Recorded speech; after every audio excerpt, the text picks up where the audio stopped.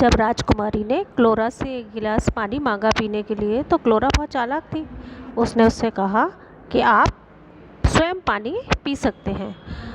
राजकुमारी तो समझी नहीं, वो घोड़े से उतरी और उसने पानी पी लिया और अपनी प्यास बुझा ली।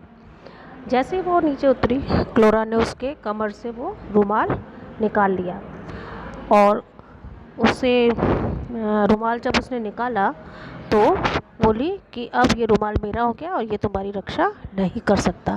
क्लोरा ने उससे मांगा भी, लेकिन उसने नहीं दिया और राजकुमारी ये देख के बहुत आश्चर्यचकित हो गई कि क्लोरा के में ये कैसा परिवर्तन आ गया।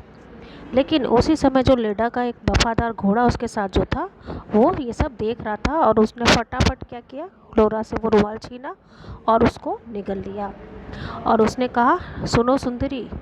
क्लोरा ने उसका मजाक करते हुए कहा कि अब ना तो तुम्हारे पास रुमाल है और ना ही मतलब अब उसके पास रुमाल नहीं है तो वो उसकी रक्षा भी नहीं कर सकती और ना ही उसकी सेविका थी। राजकुमारी तो कैसी थी, बहुत सीधी सादी थी।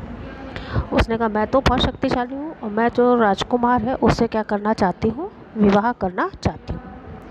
राजकुमारी लेडा बहुत परेशान हो गई, लेकिन वो क्या थी, इस समय अपने घर से बहुत दूर थी, इसलिए डर गई और क्लोरा का जो व्यवहार था उसको देख के बहुत आश्चर्यचकित हो गई। क्लोरा अचानक से क्या होने लगी, बड़ी हो गई और बदसूरत दिखने लगी। उसने अपना जो असली रूप था वो दिखाना शुरू कर दिया और चाकू हाथ में लेकर के बोली कि मैं क्या करूँगी, तो मैं अब मार दूँगी और सारे भेड़िए तुम्हारा मांस खा जाएंगे।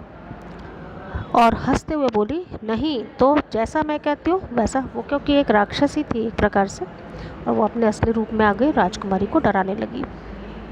राजकुमारी डर गई और उसने क्लोरा ने क्या करा, उससे प्रतिज्ञा करवा ली कि वह क्या करेगी, किसी भी जीवित व्यक्ति को यह बात भी नहीं बताएगी कि उसने उसके साथ क्या किया।